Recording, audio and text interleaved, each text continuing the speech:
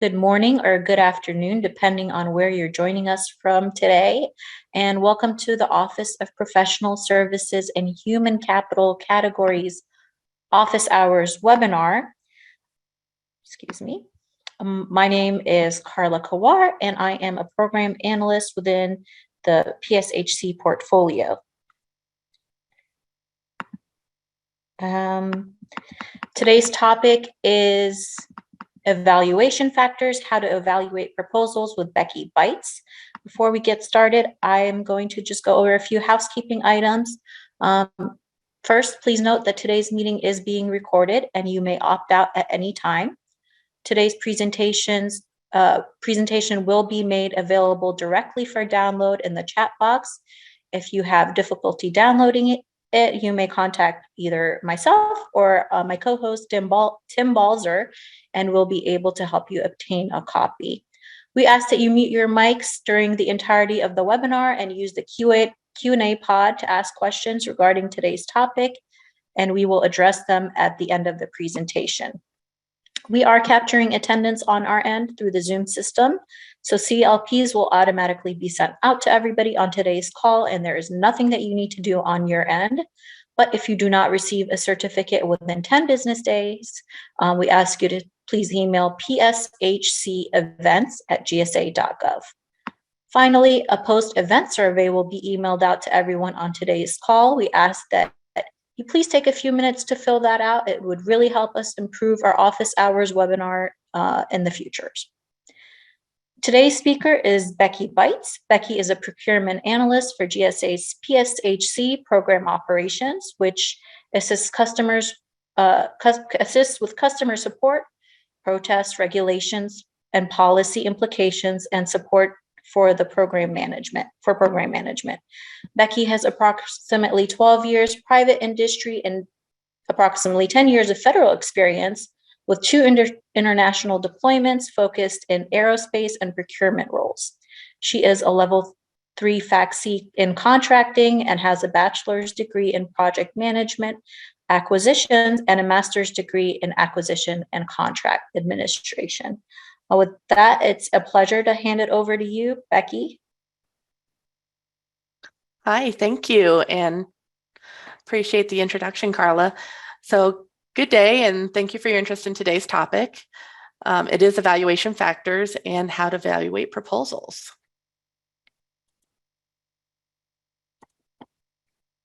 So our agenda for today is an overview of evaluation criteria, best practices, resources, and we're going to wrap it up with some questions and answers. So let's jump right in as to why we're here today. We will be talking about evaluation criteria specifically as it relates to the multiple award schedule, otherwise known as MAS, or the multi-agency contract, otherwise known as MAC. And just in case there are those which may not be very familiar with MAS and MAC vehicles, a multiple award schedule is a long-term government-wide contract that provides federal, state, and local government buyers access to commercial products, services, and solutions at a pre-negotiated price. For MAS, a good regulation reference is FAR 8.4.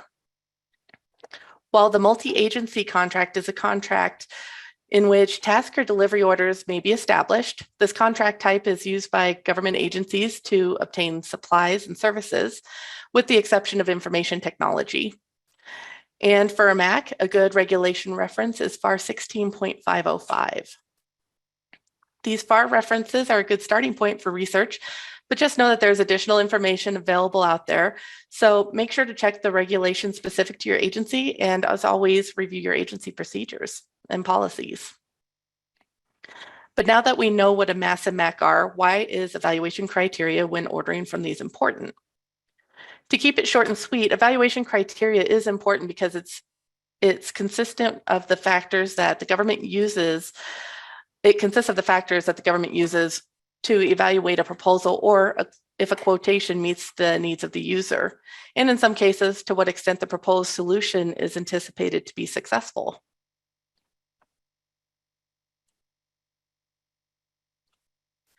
So what types of evaluation factors and methods are there? The overarching evaluation factors are price and non-price factors. A price factor is the total cost and price of a requirement in response to a solicitation, while the non-price factors are criteria minus that of the cost and price related criteria in response to the solicitation. A couple examples of non-price factors are key personnel and company experience. And the evaluation methods that may be leveraged that we are likely familiar with are lowest price technically acceptable and the use of trade-offs. Looking at the graphic specific to the price factor being most important, the use of lowest price technically acceptable method of evaluation would likely be appropriate. LPTA is used when the expected result is technically acceptable, is a technically acceptable proposal at the lowest evaluated price. With LPTA, you typically see well-defined or less complex requirements. On the opposite end of the spectrum, you'll see price and non-price factors might have variable importance, either equal or unequally. And then your use of trade-offs would likely be more appropriate because this method is used when it's in the best interest of the government to consider award to an other than the lowest price offer or other than the highest technically rated offer.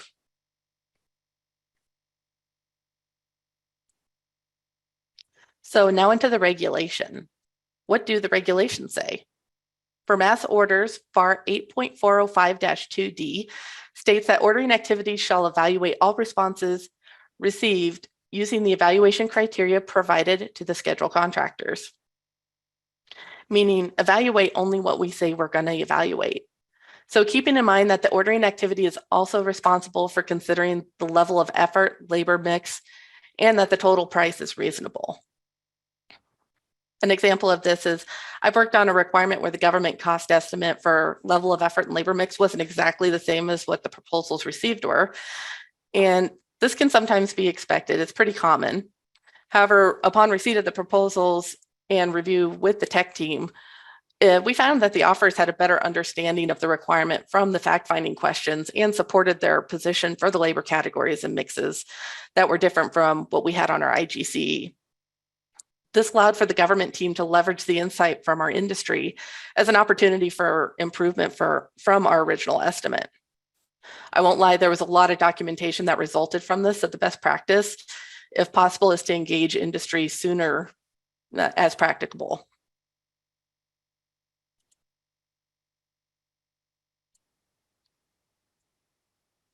So continuing down the regulation path, for MAC orders, FAR 16.505B1II states that the contracting officer, aka the CO, has a broad discretion for ordering placement procedures.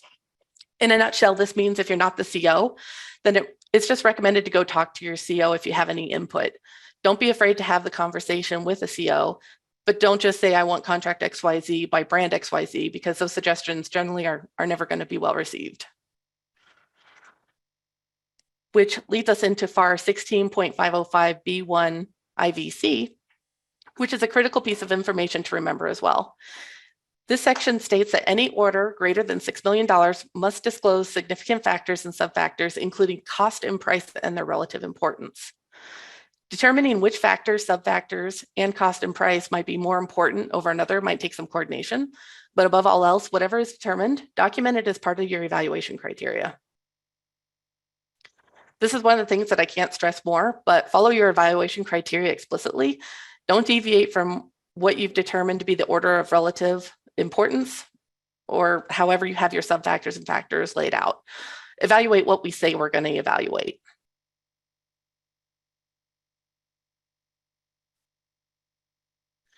So what do the courts say on the subject of ordering from a mass? The courts are going to look at the rationale or source selection decision documentation to include whether there is sufficient detail to show reasonableness. That piece about reasonableness, we're going to hear it a couple times. That's the real foot stomp portion of this and what they're going to be looking for. So why is this important? Well, to get right to the point, whether or not the government follows the evaluation as documented could result in a protest being received. The case reference for mass is a protest that was received shortly after an award of an order. In this case, the offeror protested the agency, specifically challenging the agency's task order award to the awardee and challenged the agency's technical evaluation and best value trade-off decision. The claim was that the awardee had an organizational conflict of interest because the awardee had an unequal access to non-public information as a result of being an incumbent subcontractor. The facts were that the award was made based on best value, considering 4 evaluation factors, 1 being technical, 2 being past performance, 3 being price, and 4 being veterans' involvement. The technical factor was significantly more important than past performance, which was slightly more important than price, which in turn was slightly more important than the veterans' involvement factor. It's a lot to absorb, so don't worry. We do provide these links in there so you can click through them more. But the non-price factor combined were significantly more important than the price factor. So in order to receive consideration for award, offerors needed to receive a rating of no less than acceptable for the technical factor, and offerors were cautioned that the agency may not necessarily issue an award to the lowest price or most highly rated technical proposal. In addition, the RFQ incorporated the agency-specific organizational conflict of interest clause, which stated that the offers are to provide a statement describing all facts concerning OCIs related to the services to be provided under the solicitation. The contracting officer would utilize this information and other information solicited or obtained to determine whether an OCI existed, and if one exists, whether it could be mitigated. So in this case, the agency CO and technical team explicitly followed their evaluation factors, order of relevance, and special clauses. The summary of findings for the GAO were that the existence of an incumbent advantage in and of itself does not constitute preferential treatment by the agency, nor is such a normally occurring advantage necessarily unfair. Given that there was no evidence of an organizational conflict of interest or basis to conclude that the awardee had an unequal access to information that a normally occurring incumbent advantage would have as a result of its prior performance as a subcontractor, or that the preferential treatment occurred, the protest was denied. This was definitely a kudos moment to the CO and technical evaluation team as they thoroughly evaluated the proposals and followed their evaluations. So moving over to MACs, and what do the courts say about the subject of ordering from a MAC? For MAC orders, the courts are going to look at the record for determining whether the agency's judgment was, again, reasonable and in accordance with the stated evaluation criteria and applicable procurement laws and regulations. The commonality between MAS and MAC in the court's eyes are the documented evidence of reasonableness. So for the MAC, the case referenced is a protest received shortly after award of an order. In this case, the offeror protested the agency, specifically challenging the issuance of a task order, which was inconsistent with the terms of the solicitation, and they also complained that there was potentially an organizational conflict of interest.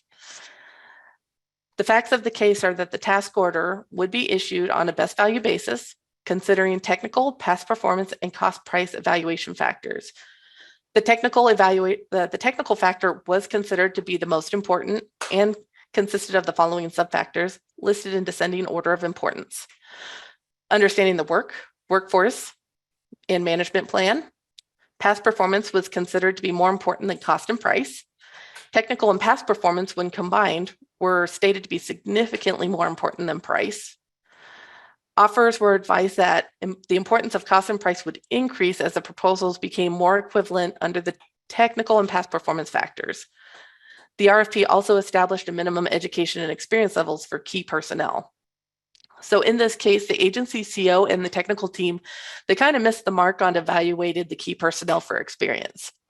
The evaluators failed to review the experience commensurate to that of the minimum requirements specified in the evaluation criteria. And ultimately, the agency failed to conform to the very specific evaluation criteria set forth in their RFP. And as a result, the protest was sustained. So for the organizational conflict of interest piece, similar to the mass court case, there had to be evidence of the unequal access to the information of the OCI for it to exist, as to whether a firm had access to non-public information as part of its performance of a government contract, and whether that information may provide the firm a competitive advantage in a later competition for a government contract. So for this case, an inference or suspicion of the actual or potential conflict of interest was not enough, and as such, that portion of the protest was denied. But for this case, there was an opportunity for improvement in that the key personnel and experience is defined as an evaluation factor, then the CO and technical team shall follow the evaluation factor as defined for the evaluation. And offer experiences cannot be inferred or omitted. It needs to be taken at written value. So it sounds like when they received the proposals, there was a little bit of, well, I think that they have this, or I believe that they might have this. And so both cases are linked so you can review in more detail, and they're both not very lengthy, so it's a good read if you want to dig in for the full details.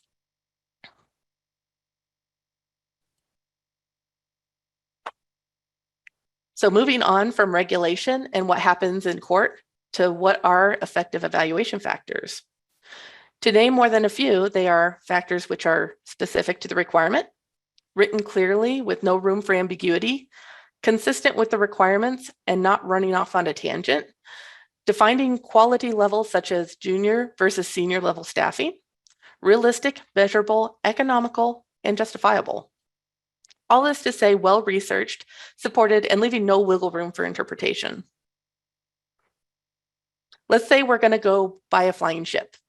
This is a fairly open statement for interpretation. Is this a rocket ship, an airplane? It could even be Captain Hook's flying ship from Peter Pan. But if we say we need a rocket ship that meets flight trajectory of altitude X, velocity Y, and a total mass of Z, we're lessening the ambiguity and room for interpretation. Lessening interpretation will make the evaluation easier to accomplish. However, don't go too far down the rabbit hole because there is a point to where becoming too specific can lead into brand name or sole sourcing requirements. So there is a balance to defining the requirement without going too far as to start eliminating your competitive sources. When in doubt, I find having a conversation with legal to talk through the requirement can be very helpful, especially because they will be reviewing the documentation at some point. So to have the preliminary buy-in, it never hurts.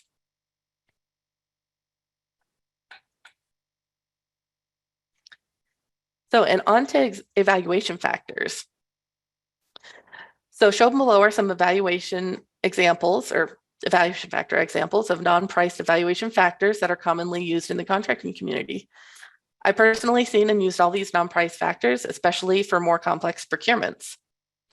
But as useful as this slide is, the link is what I kind of want to focus on, as there are actual examples provided by GSA, and there's different categories available depending on which category of professional services might pique your interest.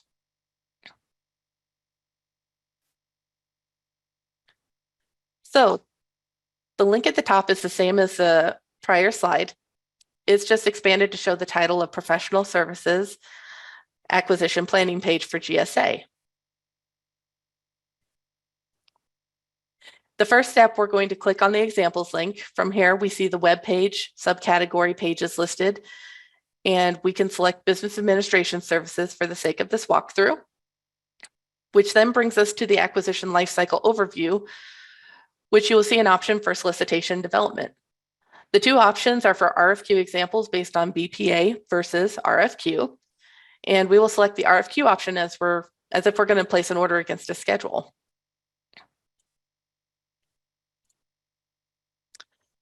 This selection brings up a Word document, which is recommended RFQ language as a whole. From here, we can scroll down and locate evaluation factors and a link for Addendum 1. Once selected, this addendum displays as a Google document, and it has a link with evaluation factors. If you click on any of the evaluation factors, for example, management approach, there are examples for management approach evaluation factor language. This document contains a few examples for each of the evaluation factors of corporate experience, technical capability, management approach, staffing plan, and past performance. Just keep in mind your evaluation criteria should match your requirement. So examples are great, but just keep in mind that these are just examples.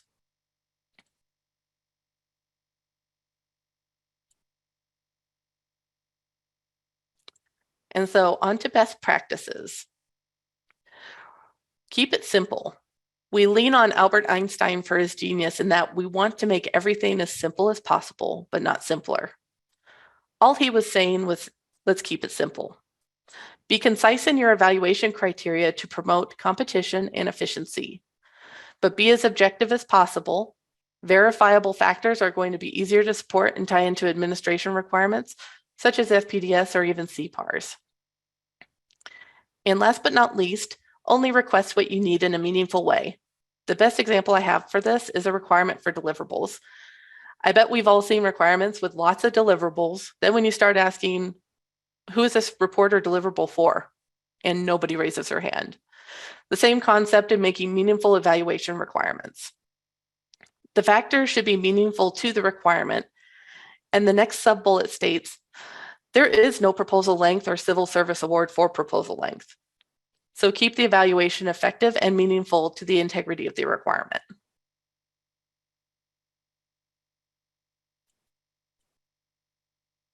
So continuing our best practices, we will talk a little bit about avoiding FAR Part 15 complexities.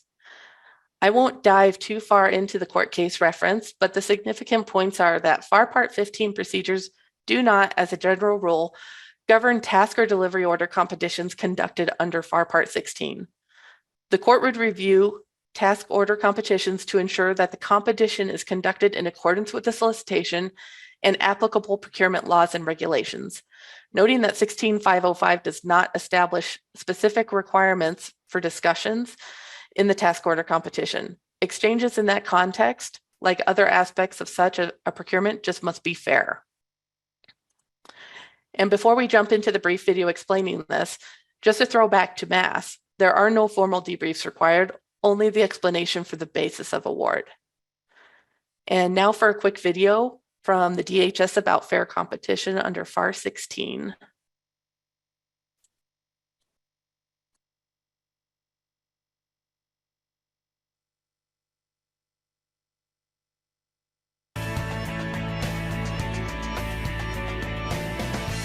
Now for technique 6, select best suited then negotiate. Like the last technique, technique 6 doesn't really fit for FAR subpart 15.3 source selections, but it does fit for simplified acquisitions, ordering against scheduled contracts, and ordering against multiple award IDIQ contracts. You have to be careful using this technique. You still want to make sure your procurement attorney is supportive. There is risk associated with this technique, but we still want to share it with you. You have to make the decision. We share it because we want to fully understand the flexibilities that the FAR already gives us, and we want to be ready to use any tool in the toolbox, so to speak, to best meet whatever acquisition comes our way. First, remember that the structured approach of exchanges with offers that is described in FAR 15.3 only applies to source selections. And we're not talking about source selections for this technique. We're talking about the simplified acquisitions, the schedule orders, and the orders against multiple award IDIQ contracts. The procedures of FAR 15.3 don't apply outside of 15.3. Instead, the standard that applies is simply one of fairness. As long as we treat offers or quoters fairly, we have great discretion on the processes we use when describing those evaluation factors outside of 15.3. Let's start with some sample text from a solicitation. Here is the real text that was used in a real acquisition of Homeland Security called HART. Please press pause if you need some time to read the text. HART was a fair opportunity consideration for an order against multiple award IDIQ contracts, about $107 million. The contracting officer put text in the solicitation saying that the government could select the apparently successful offeror and then hold exchanges with only that offeror to finalize all the details, including technical and price. And that's what happened. The government selected the apparently successful offer and then held exchanges with only that offer. After the debriefing, an unsuccessful offer protested to the GAO. Here's the pertinent text from the GAO decision. As you can see, the text was in the solicitation, and the government did what the solicitation said it could do. Everything was fair. The key is that FAR 15.3 procedures do not apply to fair opportunity considerations for an order against multiple award IDIQ contracts. So there is no need to form a competitive range, set a common cutoff for proposal revisions, and so forth. The only requirements are that we follow our own solicitations, which we write, and that we treat offers fairly. The principle of fairness is important here. Let me share an example of when this technique might fit. We recommend including the text similar to the Hart solicitation in all solicitations for simplified acquisitions, orders against scheduled contracts, and orders against multiple award IDIQ contracts. You won't know whether you will use this technique until after you have evaluated your quotes or offers. So including the text in your solicitation saying that you may is very important. So let's say you did, and let's say you have 3 quotes. Clearly, in this example, quote A is the apparently successful offeror. Hands down, quote A is the best value. But maybe, let's suppose quote A's price of $901,000 is just a little higher than the purchase request amount of $900,000. With language similar to Hart in the solicitation, I can call quote A and ask if it can drop its price by $1,000 without changing anything else. If quote A says yes, I award quote A for $900,000. Have I been unfair to the other quoters? No, everything was fair. Quote A is the best value. I just made the best value even better. I agree, John. But what if quote A says no, or says that it will have to change its technical approach to make that price reduction? That's not a problem, Trevor. I still have all sorts of tools in my toolbox. I could go back and get a purchase request amendment to add $1,000. Or I could open price negotiations with all 3, or maybe even just 2. Or I could do a solicitation amendment to lower the technical requirement and ask for updated quotes. I could do any of these things if quoter says no. But if the quoter says yes, I can make the award and no one has been treated unfairly. I simply made the best quote even better. Let me offer another example. Let's look at another acquisition. Here, we fairly evaluated based on the evaluation factors, and quote B is the best value. Again, it is clear to see. But let's say that quote B included an assumption in its proposal, and that the assumption is problematic for us. We aren't in 15.3, so I call quote B, and I ask if it can drop its assumption.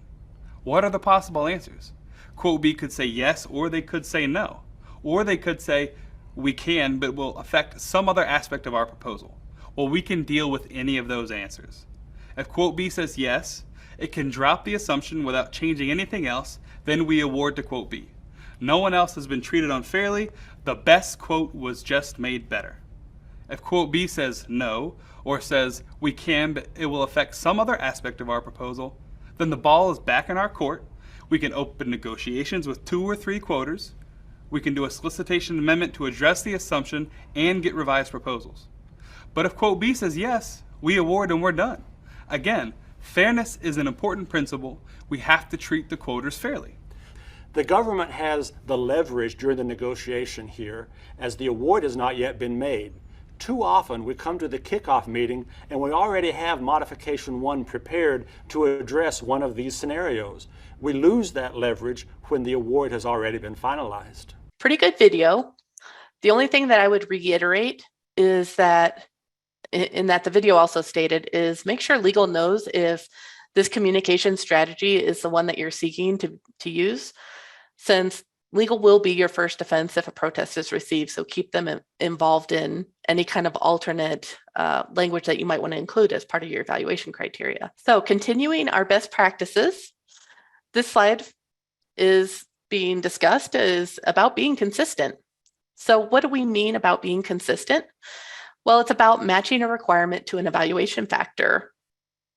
I love this example because it's something that's happened to me more than I'd like to admit, but request resumes if personnel experience or key personnel is an evaluation factor, just because this helps keep our offers consistent too.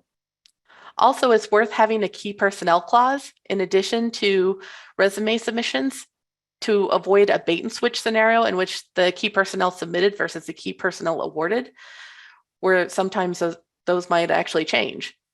So it's happened to me and likely happened to others where highly qualified personnel are submitted as part of their offer, but the person might decline the job offer and then someone else has to be hired, which might not have the same qualifications. So being consistent is something that isn't just a government consideration. So next, formatting submissions is helpful in keeping evaluations organized. I'm a big fan of requesting a particular format, even page limits.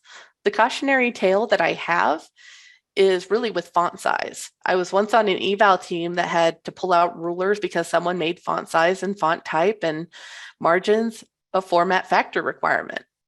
It took about 4 weeks to go through 16 plus boxes of proposal documents, measuring font, margins, type, kind of unreal.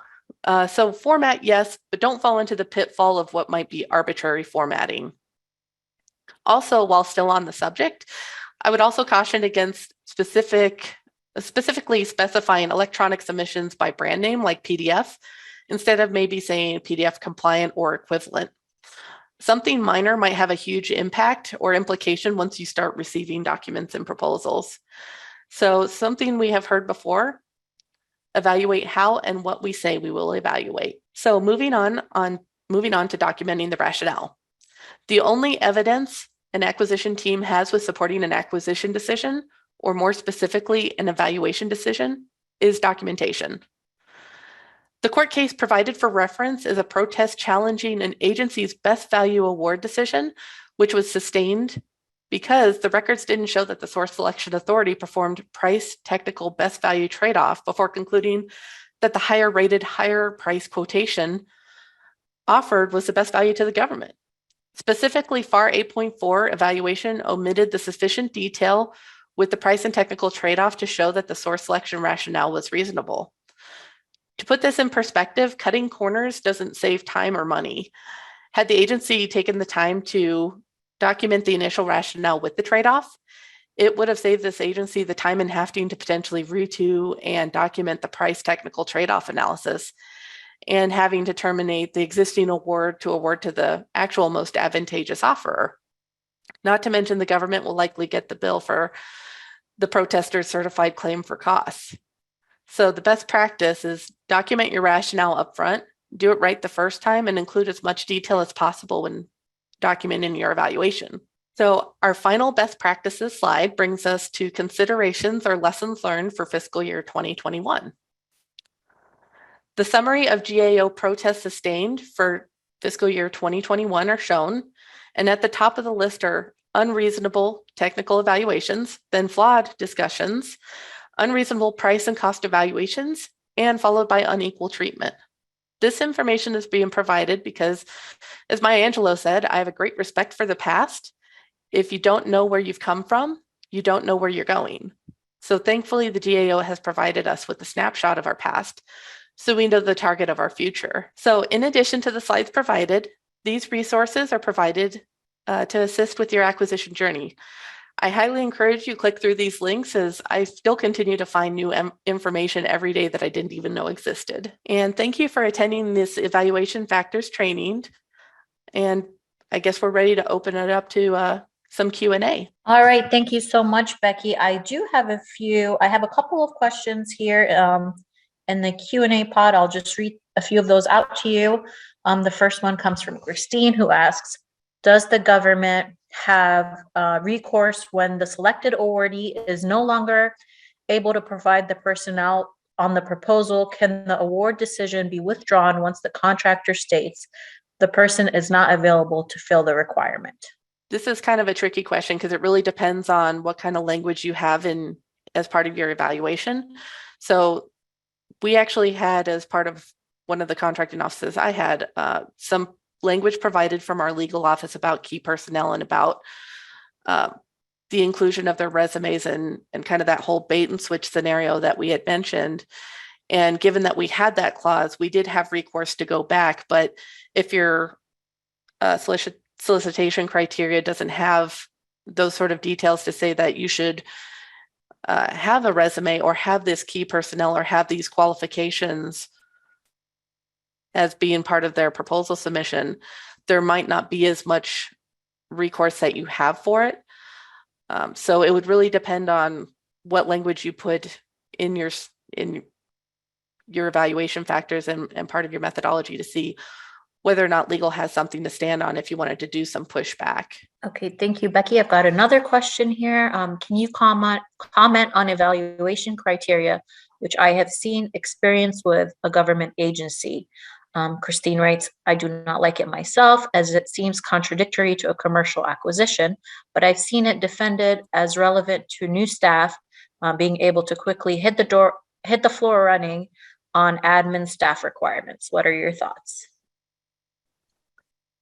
So as far as experience with a government agency, I haven't seen that evaluation criteria specifically. And looking at some of the case law about it, the GAO actually does have some cases that identify the hiring practices of some of the contractors out there specific to hiring even former government employees. I don't know if that's one that I would endorse. I would be very careful with it, but I would go back to the legal office and they would probably have more insight about how to word the experience piece a little more carefully, just because even with our legal office going back to the key personnel, they were very specific and very cautionary about the type of language that we were putting in some of our evaluation factors for how we were specifying the type of personnel that we wanted and experience levels.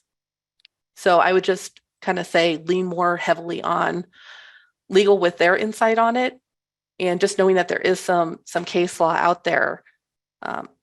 Potentially, if we want to take that one down, I can try to find some of the cases involved in it, because they have come across. I've been going through GAO quite frequently lately, that if we want to try to provide a case recently that we found on that one, I might be able to get that over to you and see kind of what more of the GAO perspective is on it. Okay, thank you very much. The next question is regarding the video. Do we give pre-award brief explanation before exchanging with the apparent offerer? Again, take it back to your legal for what they would recommend, just because I don't want to give a blanket statement about it and they would be the first advocate for you in defending any sort of conversation that happens. And especially with that video, there's a lot of caution about it, in that you really need to engage your legal pretty heavily before going down that route, because great information, and I understand the concept, but it could get people in trouble very quickly if we aren't covering our basis and making sure that our legal has kind of given the blessing on that. So personally, if I was the CEO kind of going down that road, I would definitely lean more on, what does our legal say? Do they endorse going and having the pre-award brief explanation before going and having the exchange? Just because I want to make sure that everything is kept at a fair and even platform, especially if it does go to a protest. We just want to make sure that we're being reasonable and document everything. Thank you.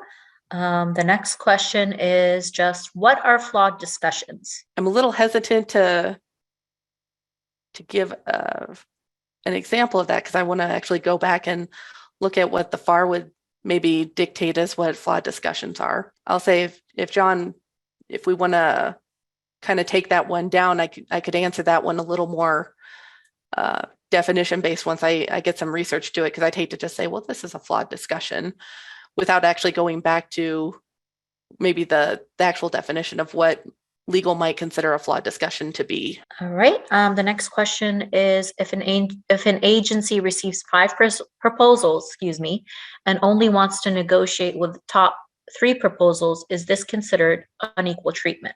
So as a blanket statement, I would be very cautious, because again, kind of leaning back on the video, I would seek, with any specific scenario that you're trying to kind of ask this question to make sure that legal has involvement in this, just because if you're kind of segregating certain contractors out, if you're not doing it to one or to all, it might look like you're somewhat setting a competitive range. So I would actually lean back to say, just check with legal on based on that specific scenario, just to make sure that any engagement, if you're using kind of what the video had said, that you're engaging them to actually make sure that if it kind of feels funny, likely it might be funny, and you don't want to go down that road. And I would hate to give insight into something that's a very specific question tied to a very specific maybe scenario, and just make sure that kind of legal christens it to say, yeah, that's fine. You're following the practices as what you've identified in your criteria, just to make sure that you're not having unfair discussions or giving any impression of unfairness, especially should one of them protest the scenario. Thank you, Becky. I've got a question from Harold who asks, for evaluation criteria, which is better to create numerical or adjectival ratings, and why? Ooh, this has actually been something that I've seen debated for quite a few years. There was a pretty heavy pendulum swing away from numerical ratings just because of kind of the flawed piece of how people were looking at the numerics. And I didn't really understand it at the time, but it just seems like people were trying to make it a little more black and white to say, well, you've got 1 + 1 = 3, and you're doing much better than this because they only got a 2. And so I would say that there really isn't one better than the other, whether or not adjectival or numeric. I've seen them both used in good and bad ways. It's just more about being consistent with how we say we're going to evaluate is actually how we're going to evaluate, and staying to that core practice. Thank you. Got another question here for you. Can you provide recommended language for L and M when using illustrative scenarios rather than offerers doing full-blown tech approach saying they will do stuff? So I might actually ask that we take this down so that I can maybe ask for some follow-up information about this question, just because I feel like there's more to it. Okay, I've got a question that asks, why would one do a price reasonableness versus price realism analysis for a GSA mass schedule when there are pre-negotiated rates? And for reasonableness, wouldn't offerer be held to rates they propose and quality? Is that one that we want to actually take offline? Yeah, we'll write that one down. Okay. For GSA mass, I have heard better to do equal weighting. Can you talk about pros and cons of equal weighting versus not, or equal weighting first, then if all the same, then then one more heavily weighted than the other? So just equal weighting as it is, it really depends on what your requirement is, and it really depends on what the user is looking to get out of the requirement. So if you want price equal weighted to technical, that's going to dictate how you evaluate. But it really is less of how we would actually kind of provide insight into it, and it's more based on how your user would need the outcome to be. If price isn't as important, then yeah, you wouldn't have even an equal rating in that ideal. But it's really just about tailoring your requirement based on what the needs of your user are, based on what the budget is. That's really going to define how your weighting is for your factors and sub-factors if you have them. So there's really no benefit plus or minus. It's really just kind of more of a tailor to how your requirement is set up and the customer needs. Thank you. I have a question for solicitations involving non-domestic / OCONUS-based support. Is it acceptable to have evaluation criteria specifically based upon experience performing in a specific country? That's a really good question. So I've actually done some OCONUS work, and there might actually be some benefit if someone has specific experience in a certain country. But overall, I found that depending on what kind of country you're working with, if they have a host nation agreement with the US in particular, it may not be as important. Some of the solicitations that I pushed out wasn't specific to a certain country. It was more specific to doing multiple countries as a whole. So like, have they serviced in, say, Japan or Korea, and now we're doing one in the South Pacific. I didn't find that the country-specific experience was as important just because they all follow the same or similar practices with onboarding, getting into country clearances. It's all pretty standardized, and the State Department has a lot of that information kind of listed out. So there could be a benefit if you're just working with something very niche, but overall, I found that you don't necessarily need it if the companies that are kind of offering have a plethora of experience just across the board in maybe several countries. Thank you, Becky. The next question is using GSA schedules. Can we pick offers as long as 3 respond? Do we need to justify this and how? So when using GSA schedules, I would just say follow FAR 8.405 or really FAR 8.4. It has a lot of content in there, and really depending on what you're pushing out. Generally, if you have at least 3 respond, you're good. But I would just say refer back to FAR 8.4 just to see what that section actually identifies as far as responses and even what you're tailoring in your solicitation requirements, just to make sure that, you know, we're providing kind of the information you're looking for. If you have more information about maybe the scenario that you're talking about, we're happy to look at it. Otherwise, I would just really kind of go back to FAR 8.4 and just see how you have your evaluation laid out and just make sure it's consistent with the FAR 8.4.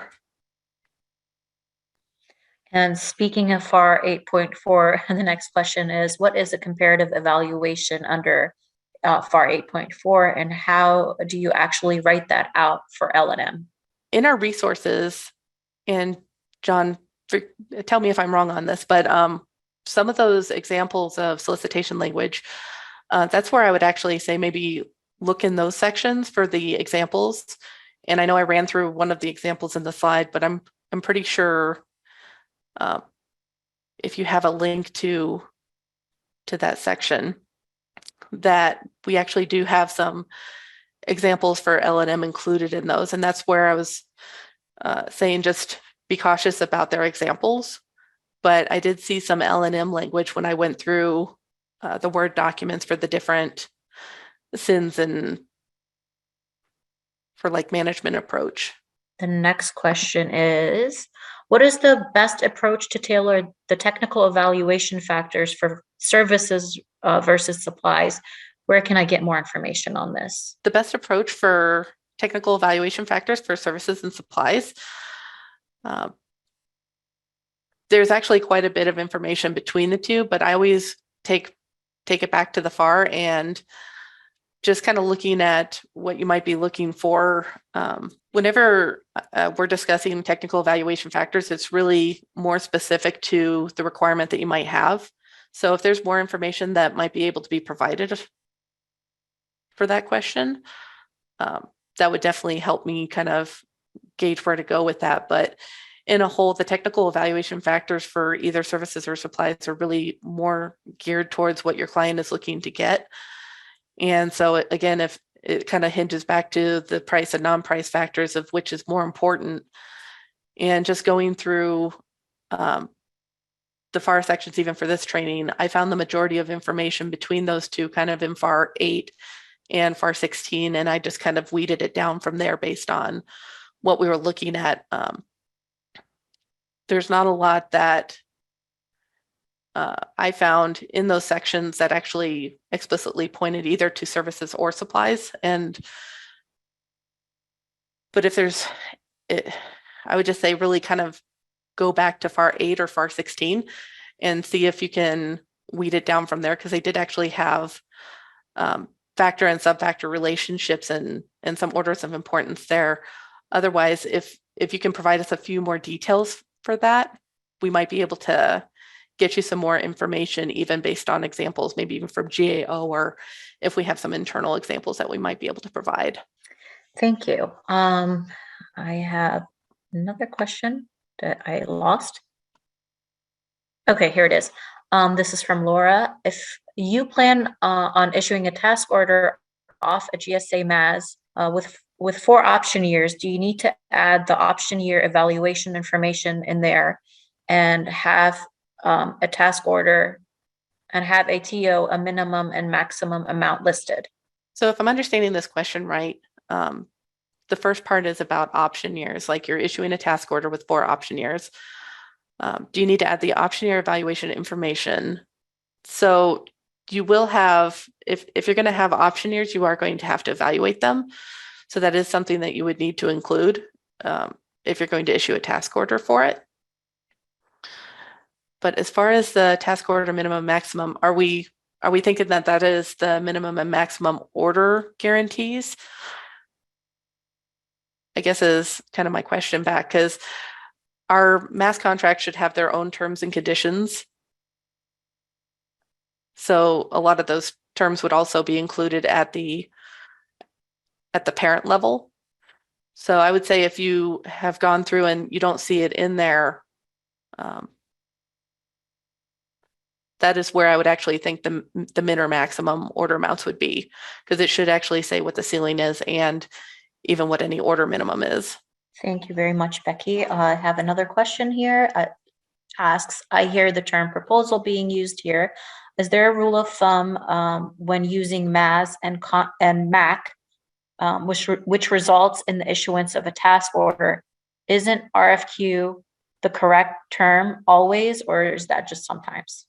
So I will say that there are definite differences between proposals and RFQs, and that's actually something that I took note of to go through my training just to be clear on. So if those terms did get interchanged, yes, just be wary that depending on what section or which contract you're working with, it might be the difference of a proposal or a quotation. Thank you. And this is a question, I think this is Laura following up on her question regarding task order option years and maximum and minimum amounts. Okay, she asks, or she clarifies, if you plan on issuing a task order, or maybe I just didn't read that.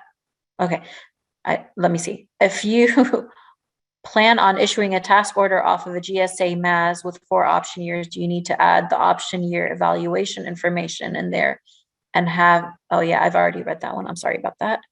Okay.